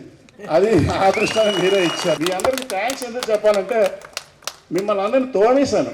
పావని ఎంత తోమానో పావనికి తెలుసు. మా పిల్లడు ఎండి తీసుకున్నప్పుడు జనరల్ మెడిసిన్ నేను తీసుకున్నానంటే పీడియాట్రిక్స్ అంటారు. తల్లి వీడితో కౌన్సిలింగ్ చేయంటే వాడు ఫోన్ ఎత్తపోయినా వాడికి వెంటపడి, రే డాడీ ఎలా చెప్తున్నారు కాదు నువ్వు విను అంటే అప్పుడు ఒప్పుకున్నాడు. ఎవరు చెప్తే నేనంటే చెప్తే వెళ్ళలేదు. తనే మా చిన్నోడి విషయంలో కూడా అలాగే ఎప్పుడైనా అవసరం వస్తే ఫోన్ చేశాను డాక్టర్ గారికి. కానీ సీనియర్ కానీ తను ఇప్పుడు చూసేది కాదు, తాడేశాను. అలాగే ఇక్కడ చిన్న చిన్న పనులు చూడండి. ఇప్పుడు మన భాస్కరుడు ఉన్నాడు, చిన్న భాస్కర్. నా ఇంట్లో ఇన్వర్టర్లు అన్నీ ఆడివే, నా ఇంట్లో ప్లగ్ ఆడివే. మా చిన్నబోలు వెళ్ళేటప్పుడు కూడా ఇక్కడ కార్లు వేసుకొని వెళ్ళిపోతున్నాడు. అక్కడ అడుగుతారు, రే మన ఊర్లో ఉన్నాయి కదా అంటారు. మా ఇంటి ముందు కూడా 5 షాపులు ఉన్నాయి. అది ఎంత భాస్కర్ ఉన్నాడు, ఎందుకంటే వాడు చిన్నప్పుడు నా పనులన్నీ చేసేవాడు. ఇప్పుడు వాడు బిజినెస్లో ఉన్నాడు.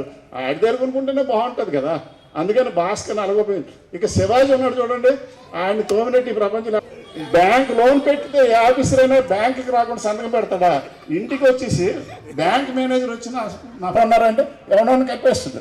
పాపం వాళ్ళెంత మంచివారంటే ఈడికన్నా ఒబిడియన్స్.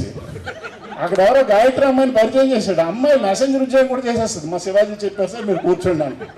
మరి ఇన్ని పొందుతున్నాం కదా, మేము లాగేసుకున్నప్పుడు మిమ్మల్ని ప్రేమించకుండా మిమ్మల్ని వదిలేసి మీరు వస్తారంటే ఎదురు చూడకుండా ఎలా ఉండగలం చెప్పండి? ఉందా లేదా లాజిక్?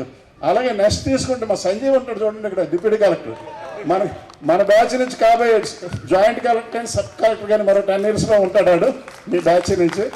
వాడు ఎలాగంటే నాకు ఎలక్షన్ ఆర్డర్ రావడం, ఆడికి మెసేజ్ వెళ్ళిపోద్ది, సంజీవి నా ఎలక్షన్ తప్పించిరా.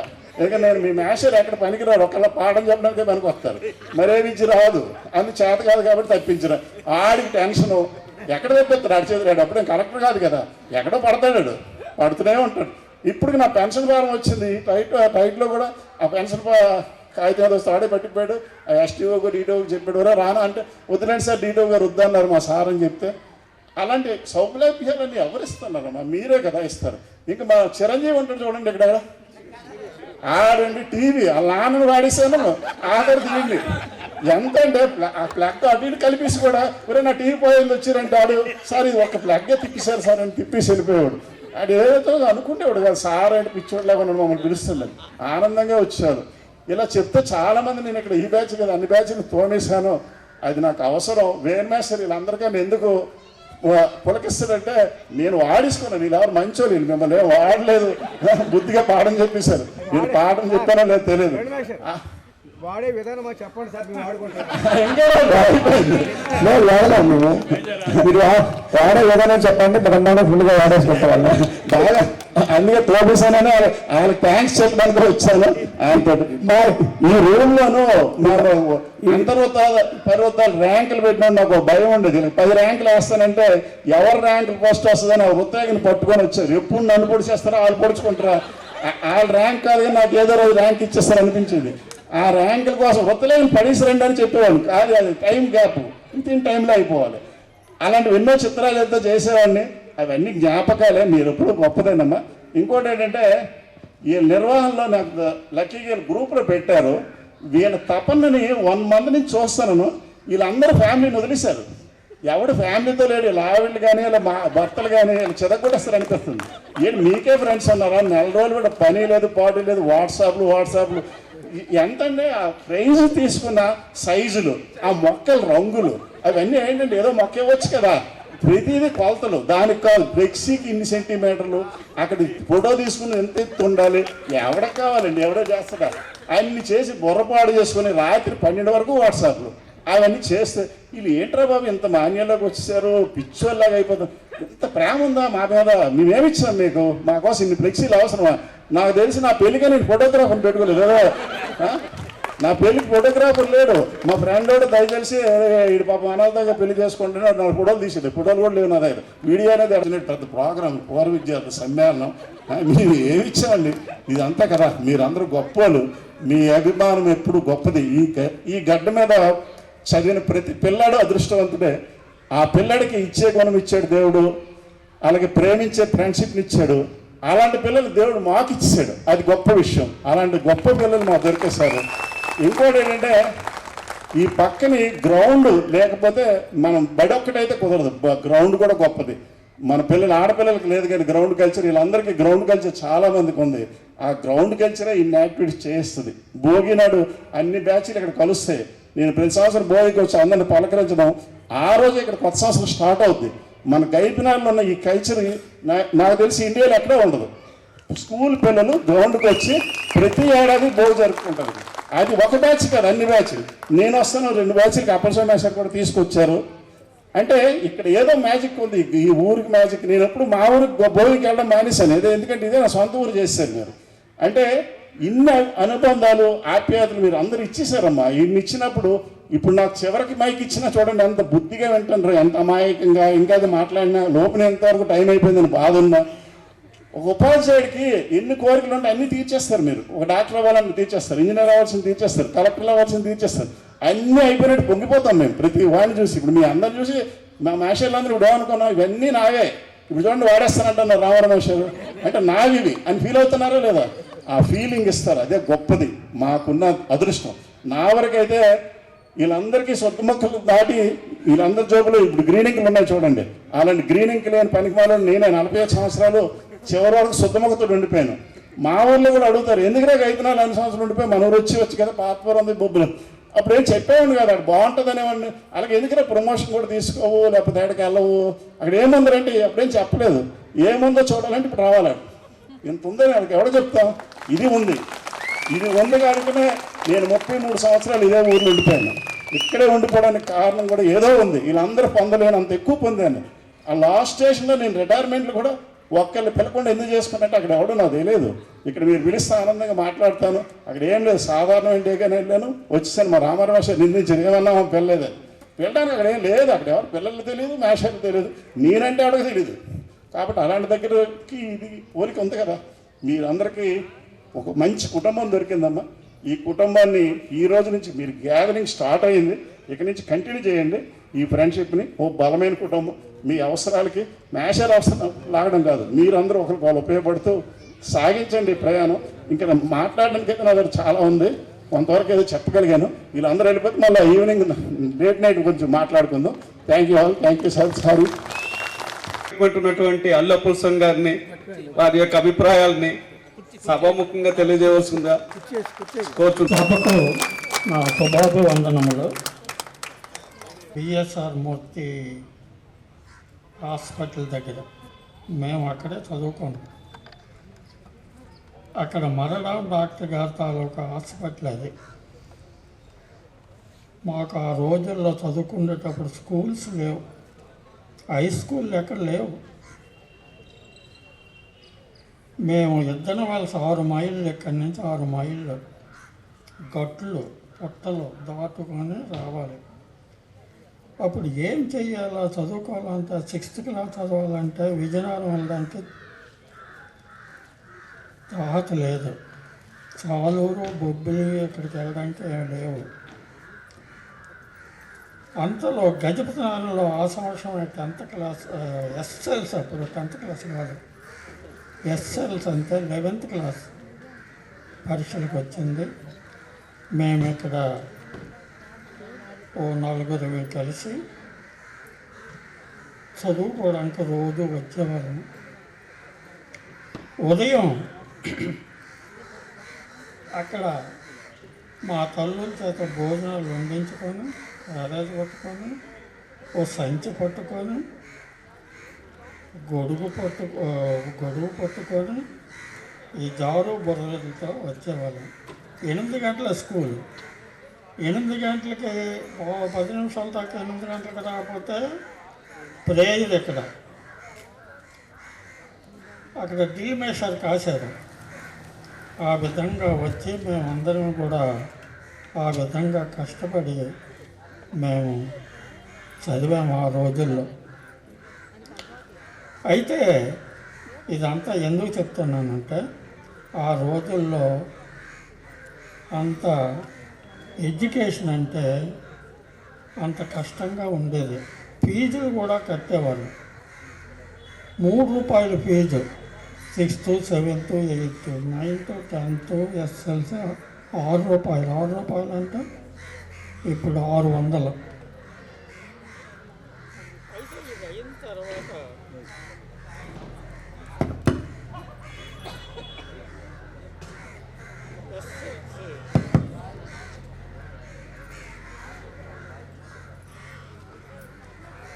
ఎస్ఎల్సీ అయిన తర్వాత ఏం చెయ్యాలి? అప్పుడు టీచర్ ట్రైనింగ్ ఉండేది. టీచర్ ట్రైనింగ్ కొందరు వెళ్ళేవారు. చదవదామనే సదుద్దేశం ఉన్న వాళ్ళేమో ఎంఆర్ కాలేజీ, పివిజి రాజు గారి దయ వల్ల అక్కడ ఎంఆర్ కాలేజీ ఉండేది. మన జిల్లాకి అక్కడ ఒక్కటే ఉండేది. ఆ ఎంఆర్ కాలేజీలో జాయిన్ అయ్యి ఆ విధంగా కష్టపడి చదివి ఈ విధంగా వచ్చాం. అలాగే సాంస్క్రిట్ కాలేజీ పెట్టారు, మ్యూజిక్ కాలేజీ పెట్టారు, బీఈడి కాలేజీ పెట్టారు. అలాగా ఎవరు తగ్గట్టుగా వాళ్ళు అక్కడ ట్రైనింగ్ అయ్యి వచ్చారు. అయితే ఇదంతా ఎందుకు చెప్పడం అంటే, ఆ రోజుల్లో మేము పియూసీ అయిన తర్వాత, పియూసీ అంటే ఇప్పుడు ఇంటర్మీడియట్ సెకండ్ ఇయర్ అయిన తర్వాత మార్కులు ఇప్పుడులాగా ఇవి లేవు, ఎంట్రన్స్ లేవు, మార్కులతోటే ఇంజనీరింగ్. మార్కులు పెట్టి అప్లై చేస్తే మార్కులు బాగుంటే ఇంజనీరింగ్ సీట్ వచ్చేది. మార్కులు పెట్టాం, ఇంజనీరింగ్ సీట్ వచ్చేది. కానీ డబ్బులు లేవు, ఏం చేస్తాం? సరే డిగ్రీ చదివి టీచర్ అవుదామనే సదుద్దేశంతో ఈ విధంగా చేశాం. ఇవన్నీ ఆ రోజుల్లో ఉన్నటువంటి కష్టాలు. తర్వాత ఇక్కడ రాకముందు ఎస్కోట జూనియర్ కాలేజీలో పనిచేశాను. అక్కడి నుండి ఇక్కడికి రావడం జరిగింది. అయితే ఇక్కడికి వచ్చిన తర్వాత అంతకుముందు ఇక్కడ హై స్కూలు కట్టారు. మేము అక్కడి నుండి 59లో బెంచీలు కుర్చీలు అన్నీ మోసుకు మేమే రావాలి, స్కూల్లో లేరు. అవన్నీ తీసుకొచ్చి ఇక్కడ క్లాసులు జరిగాయి. సరే ఇక్కడికి వచ్చిన తర్వాత ఇక్కడ ఏంటి లేవు షెడ్లు, ఇక్కడ షెడ్లు కట్టించేవారు. ఇవి పెంకులతో ఉండేవి. ఇక్కడ రేకు షెడ్ ఉండేది. ఇలాగా కష్టపడి మేము దిగువీధులు ఉండేవాళ్ళం. అప్పుడు ఇక్కడ ఏమీ లేవు, ఇల్లులు అవి లేవు. ఉంటే ఇంటికి వచ్చి అదిగో కొల్లాగవారు వాళ్ళ తమ్ముడు చనిపోయాడు, అక్కడికి వెళ్దాం, ఒక రూమ్ కట్టమందాం అని చెప్పారు. వెళ్ళాము.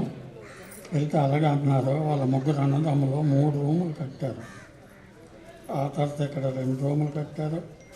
తర్వాత ఆనంద్ గజపతి గారు వస్తే అతను బతిమాలితే అక్కడ 3 రూములు కట్టారు. తర్వాత అరుణమ్మ గారిని బతిమాలితే ఇక్కడ రూములు కట్టారు. ఇవన్నీ అయిన తర్వాత మనకి స్ట్రెంత్ పెరిగింది.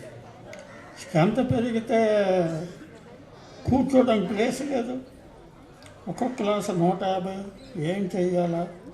స్పెషల్ హాస్టల్, అక్కడి నుంచేమో దత్తరాజారు, బొండపల్లి, మెంటార్ నుంచి వాళ్ళు ఇక్కడ పంపించేస్తాను స్టూడెంట్స్ని. మేము అడ్మిషన్ లేదు అని చెప్పేసాను. అప్పుడు అరుణమ్మ గారు మినిస్టర్, మేస్టారు మీరు అడ్మిషన్ చేయకపోతే మాకు ఎలాగండి, మీరు వచ్చి ఒకసారి చూడండి ఎలా ఉన్నారో. వరండాలో కూడా ఉన్నారు. మాకు గర్ల్స్ హై స్కూల్ ఇంకోటి వస్తే, అది గవర్నమెంట్ గర్ల్స్ హై స్కూల్, అలాగైతే నేను అడ్మిట్ చేయగలను అని చెప్పాను. సరే నేను గవర్నమెంట్ గర్ల్స్ హై స్కూల్ తెప్పిస్తాను, నేను మినిస్టర్ని కాబట్టి అని గవర్నమెంట్ గర్ల్స్ హై స్కూల్కి శాంక్షన్ చేశారు. ల్యాండ్ ఆర్డీఓని తెప్పించారు. ఆర్డీఓ అదిగో మన చెరువులోనూ స్థలం చూపించారు. ఆ స్థలంకి సర్వేరు మా స్టూడెంట్ ఒకడు ఉండేవాడు. Drawing master, craft master, drill master స్వర్గీయ, వీళ్ళు ముగ్గురు ఇప్పుడు లేరు. వాళ్ళు వెళ్ళి సర్వే చేయించారు. అదంతా సర్వే చేయించి శంకుస్థాపన చేసి ఇలా గర్ల్స్ హై స్కూల్ మనకి రావడం జరిగింది. ఇవి పరిస్థితులు. ఇటువంటప్పుడు మనకు బాగానే ర్యాంకులు ఉన్నాయో, బాగా చదువు జరుగుతుంది, బాగానే ఉంది. టీచర్స్ మంచి వాళ్ళు వచ్చారు, కొందరు టీచర్స్ లేరు. లేనప్పుడు ఇక్కడ బీఈడి అయిన వాళ్ళందరినీ కూడా మన స్టూడెంట్సే హిందీ పరీక్షలో పాస్ అయ్యారు. మీరు హిందీ చెప్పండి 6th 7th అని చెప్తే అతను కూడా సరే అని కాదనలేదు ఎవరున్నా. అలాగా ప్రతి వారు కూడా మన రామారావు మాస్టారు, నేను ఫిజిక్స్ బాబు ఫిజిక్స్ చెప్పలేదు, మీరు మెల్లిగా ఎలాగ కెమిస్ట్రీ మీద చెప్పగలరు, ఫిజిక్స్ మీద చూడండి, ఒకవేళ ఏమైనా డౌట్ వస్తే అదిగో మన ఆదినారాయణ వాళ్ళు ఉన్నారు ఫిజిక్స్ లెక్చర్, వాళ్ళ దగ్గర 2-3 చాప్టర్లు చూడండి అని చెప్తే వాళ్ళు అలాగే చెప్పి ఈ విధంగా మన స్కూల్ ఏమో అభివృద్ధి చేశారు. ఇలాగా ఉంటుండగా మనకి ఓ సాడిస్టో టీచర్ వచ్చాడు, సత్యనారాయణ అని ఒకడు వచ్చాడు. ఆ సత్యనారాయణ ఎంఈఓ నుంచి వచ్చాడు. ఆయన బతమానికి వెళ్ళాడు కాదు. వెళ్ళపోతే ఒకసారి లీవ్ పెట్టాడు, లీవ్ శాంక్షన్ చేయలేదు, శాలరీ కట్ చేసి అలా 2-3 సార్లు చేశాం. క్లాసులకు వెళ్ళాడు కాదు. మరి ఈ నెలగా ఇక్కడ ఉంచితే లాభం లేదని డిఈఓతో చెప్పాం. డిఈఓ గారు మన సురేష్ వాళ్ళ నాన్నగారు కొద్దిగా స్మూత్, ఆ స్మూత్ వల్ల కలెక్టర్ దగ్గరికి వెళ్ళిపోయాం. కలెక్టర్ వెంటనే ఏడు చేశారంటే ఆ ఫైల్ ఈవేళ వెళ్ళి, ఇక్కడ వర్షం పడుతుంది ఆవేళ, సింగిల్ సెషన్ వెళ్ళి అవన్నీ పట్టుకొని గుమస్తాని టైప్ మిషన్లు అన్నీ పట్టుకొని వెళ్ళి ఎంక్వైరీ చేసి ఆయన ఎలాంటి వాడో తెలుసుకొని ఒకవేళ అది కరెక్ట్ అయితే వెంటనే సస్పెండ్ చేసి వెళ్ళిపోరండి అన్నారు. వీళ్ళు అలాగే వచ్చారు, చూశారు, ఎంక్వైరీ చేశారు, పని చేయలేదు. చేయకపోతే సస్పెన్షన్ ఆర్డర్ ఇచ్చి తెలిపారు. అలాగా దానివల్ల వాడు ఎప్పుడైతే వాడు క్లాసులకు వెళ్ళలేదు, ఇండిసిప్లిన్ పెరిగింది. అమ్మ నాయన ప్రమాదం వస్తుంది అని ఆ పని చేయడం అయింది. ఈ విధంగా మనం ఇక్కడ టైం టేబుల్ ఏర్పడడం మన వేరు మేషారే టైం టేబుల్ వేరు మేషారు, డ్రాయింగ్ మేషారు. వీళ్ళిద్దరికి ఒక చెప్పిస్తే వీళ్ళిద్దరూ ఇలా ఉండాలి, పీరియడ్స్ ఇలా ఉండాలి, ఇలా ఉండాలి, ఇలా ఉండాలి అని చెప్పిస్తే వీళ్ళు టైం టేబుల్ ఫ్రేమ్ చేస్తారు. అయినప్పుడు మనం వాళ్ళందరూ సహాయం చేసి కలెక్టర్ వచ్చారు, ఇవన్నీ ఈ గ్రౌండ్ ఏమో పాడైపోతుంది ఎలాగా అని ఇతనితో చెప్తే, ప్రిన్సిపాల్తో చెప్తే అతను రాలేదు. నేనే వెళ్ళి ఆ ఫోటోలు పట్టుకుని కలెక్టర్ దగ్గరికి వెళ్ళి ఇదిగొంటే గ్రౌండ్ ఇది అయిపోతుంది ఇలాగా మీరు వచ్చి చూశారు కదా అంటే, వెంటనే సరే నేను వస్తాను పదండి అని ఆ మర్నాడు ఇక్కడ ప్రేయర్ అవుతుంది వచ్చారు. నేను వెళ్దాం అనుకుంటుంటే వద్దని సరే ఇవన్నీ చూసి శుభ్రంగా అవన్నీ చూసి శుభ్రంగా తహసీల్దార్లకి వీళ్ళకి అందరూ కబుర్లు పెట్టి రేపటికల్లా అందరినీ కబుర్లు పెట్టి శుభ్రంగా అవన్నీ తీయించేసి శుభ్రంగా ప్రహరీ కట్టించాలా అన్నారు. ఆ ప్రహరీకి డబ్బులు నాకు ఇచ్చారు, మీరు కట్టించండి, నేనే కట్టిస్తాను. అప్పుడు వెంటనే అరుణమ్మ గారికి వెళ్తే ఆ కాంట్రాక్ట్లో చెప్పేసి చుట్టూ ప్రహరీ కట్టించారు. ఇలాగా అప్పుడు కొద్దిగా మేషారు అన్నట్టుగా ఇక్కడ గ్రౌండ్ ఏర్పడ్డది. మన వాళ్ళు ఇక్కడ ఆటలు ఆడుకోవడం ఇలాగ ఇంప్రూవ్ అయింది. ఇంప్రూవ్ అవుతుంటే ఇక్కడికి డిఓ గారు పాలిటెక్నిక్ ఏపీఆర్జేసి ఎంట్రన్స్ పరీక్షలో మీరు కొన్ని బిట్లు తయారు చేసి నాకు పంపించండి అన్నారు. సరే, మన రామారావు మేషారు ఉన్నారు, భానుప్రకాష్ ఉన్నారు, వేణు ఉన్నారు, వీళ్ళ ముగ్గురికి ఇచ్చాం. Physics chemistry biology general knowledge మీరు నాకు 200 బిట్లు ఒక్కొక్కరు తయారు చేసి నాకు ఇవ్వండి అని 200 బిట్లు. వీళ్ళకి చెప్పలేదు పలానా దీనికని తయారు చేసి ఇవ్వండి అంటే అప్పుడు అవి పంపిస్తే వాళ్ళు ఏం చేశారంటే అవే ఎంట్రన్స్ పరీక్షలు అవే వచ్చాయి. ఆ విధంగా మనమే ఎంట్రన్స్ పరీక్షలు తయారు చేసేవాళ్ళం. ఆ తర్వాత నాకేం చేశారంటే డైరెక్టర్ నుంచి మీరు మ్యాథమెటిక్స్ పేపర్ తయారు చేయండి అన్నారు. మ్యాథమెటిక్స్ పేపర్ తయారు చేయాలి అంటే దానికి మన టీచర్స్ అందరికీ తెలుసు, నాలెడ్జ్, అప్లికేషన్, స్కిల్ ఇవన్నీ అవి చూసుకోవాలి. తర్వాత ఈజీ, డిఫికల్ట్, యావరేజ్ అవన్నీ చూడాలి. ఇవన్నీ పర్సంటేజ్ చూడాలి. ఇవన్నీ చూసి ఇంగ్లీష్ మీడియం, తెలుగు మీడియం 2 పేపర్లు తయారు చేయాలి. తయారు చేసి పంపించాలంటే ఇక్కడ పిల్లలు మన ఇంటికి తరచు వస్తుంటారమ్మో ఇక్కడంటే ప్రమాదం అని నేను రాత్రి ఇద్దరం వెళ్ళిపోయి అక్కడ కూర్చొని తయారు చేసి ఆ తయారు చేసింది 2 పేరు చేసి సీల్ చేసి పంపించమని పంపిస్తే అవే వచ్చాయి. అంటే తెలంగాణకి మనకి కలిసి public paper 10th class public paper తయారు చేసింది వచ్చింది. ఆ తర్వాత స్టూడెంట్స్ ఎలాగో తెలిసింది మేషారే తయారు చేశారు. మేషారు మాకు కొన్ని చెప్పారు కాదండి అన్నారు. అంటే అవి ఎలా చెప్తాం, అది ఆ తయారు చేసిన వాళ్ళకి రిలేటివ్స్ కానీ పిల్లలు కానీ ఎవరు పరీక్ష వెళ్ళకూడదు అని ఒక రూలు అని చెప్పి ఆ విధంగా చేశాం. పరీక్షలు స్ట్రిక్ట్గా జరిగి ఎక్కడ మన దగ్గర వాళ్ళు కూడా ఈ దెబ్బ చేస్తుండాలి. చేస్తున్న టైంలో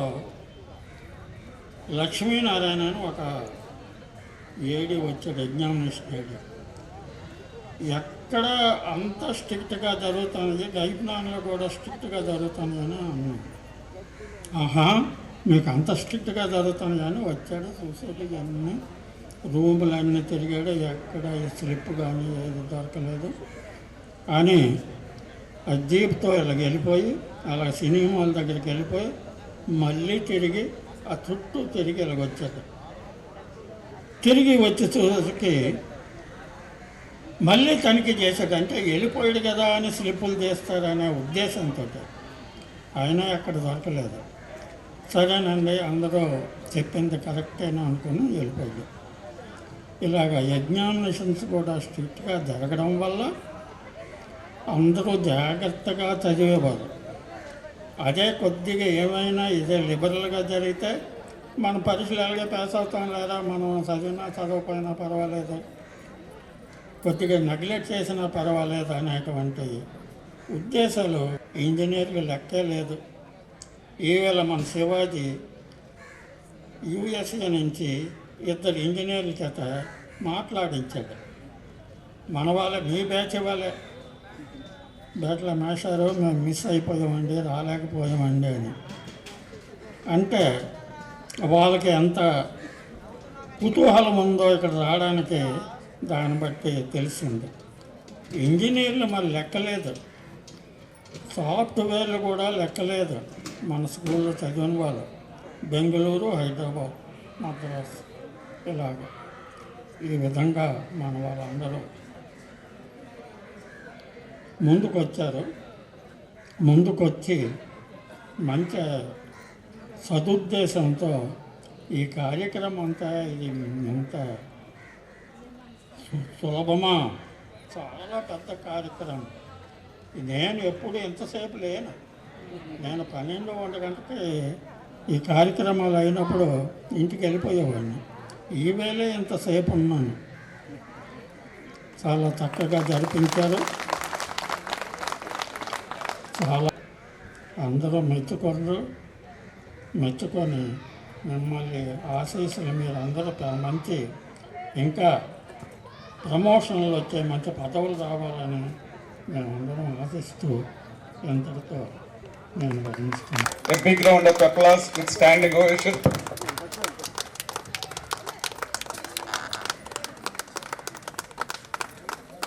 తీసుకెళ్ళచ్చు. వాళ్ళు ఇప్పుడు ఏ స్థాయిలో ఉన్నారు, ఏం చేస్తున్నారు అని ఒక యాంగ్జైటీ ఉంటుంది. ఆ విధంగా మన టీచర్స్ అందరూ కూడా వాళ్ళకి టైం అయిపోతున్నా ఆ పిల్లలు మాట్లాడితే వినాలనుకుంటున్నాం. నేను అంటే మా టీచర్స్ అందరం ఏమనుకున్నా అంటే, పిల్లలు ఏం చేస్తున్నారు, ఇప్పుడు ఎలా ఉన్నారు, మారిపోయారు కదా, అసలు వాళ్ళ పేర్లు ఏంటి, వాళ్ళు ఏం చేస్తున్నారు అని తెలుసుకోవాలనుకుంటున్నాం. ఇక్కడ ఒక విషయం నేను చెప్పాలనుకుంటున్నాను. ఇది చెప్పే ముందు, ఇంట్రడక్షన్ ముందు, మేము ఈ సెల్ఫ్ ఇంట్రడక్షన్కి ముందు నేను చెప్పే ఒక మాట మాత్రం అందరూ చాలా కొంచెం శ్రద్ధగా వినండి. యాక్చువల్గా ఒక సక్సెస్ఫుల్ పర్సన్ అంటే ఏంటి, కొంతమంది అనుకుంటారు, ఆ పావని డాక్టర్ అయ్యింది, నేను అసలు ఉద్యోగమే చేయలేకపోతున్నాను, లేకపోతే ఎవరో అమెరికాలో ఉన్నారు, నేను మన పురిటువంటి దాటలేదు, సో వాళ్ళు గొప్ప, వాళ్ళు మనం తక్కువగా ఉన్నాము, ఇలాంటి భావం ఏమో కంపారిజన్ మీలో మీకు రావచ్చు, మాకు లేదు. బట్ మీలో మీకు ఉండొచ్చు గొప్పతనం అంటే ఏంటి అని. ఒక అవినీతి పరుడైన ఇంజనీర్ గొప్పవాడా, నిజాయితీ పరుడైన తాపీ మేస్త్రి గొప్పవాడా? అంతే కదా. ఎవరు ఏం చేస్తున్నాం అనేది కాదు, ఎలా చేస్తున్నాం అనేదే ముఖ్యం. మనం చేస్తున్న వృత్తి కాదు, ఆ వృత్తిని కానీ మనం ఎలా చేస్తున్నాం అనే దాన్నే గౌరవము. దాని గురించి భారతంలో ఒక కథ ఉంది, ధర్మవ్యాధుడి కథ. అందరూ ఒకసారి, అది మనందరికీ, భారతం అంటే మనకందరికి కూడా దిశానిర్దేశం చేసిన ఒక గ్రంథం కాబట్టి నేను చెప్తున్నాను. ధర్మవ్యాధుడి గురించి ఉంది. కౌశికుడు గొప్ప ఋషి, కొన్ని 100 సంవత్సరాలు తపస్సు చేస్తాడు, వస్తుంటే అతని మీద తల మీద ఒక కాక సంథింగ్ ఒక పిట్ట రెట్ట వేస్తుంది. అతను తన వైపు చూస్తాడు కోపంగా, అది మాడి బూడిదైపోతుంది. బూడిదైపోతే అబ్బా నాకు ఎంత తపశక్తి వచ్చిందో అనుకుంటాడు. ఒక ఇంటి దగ్గరికి వెళ్ళి మాతా భిక్షాందేహి అంటాడు. ఆ ఇల్లాలు రాదు బయటికి, కొంతసేపు అయిన తర్వాత వస్తుంది. ఆ భర్త అనారోగ్యంతో ఉంటాడు, కొంచెం సేవ చేసి తిండి ఏదో పెడుతుంటుంది. లేట్కి వచ్చిందని ఇంకా నాలాంటి తపస్వికి ఇంత సేపు ఉంచేవా బయట అని అలా చూస్తాడు కోపంగా.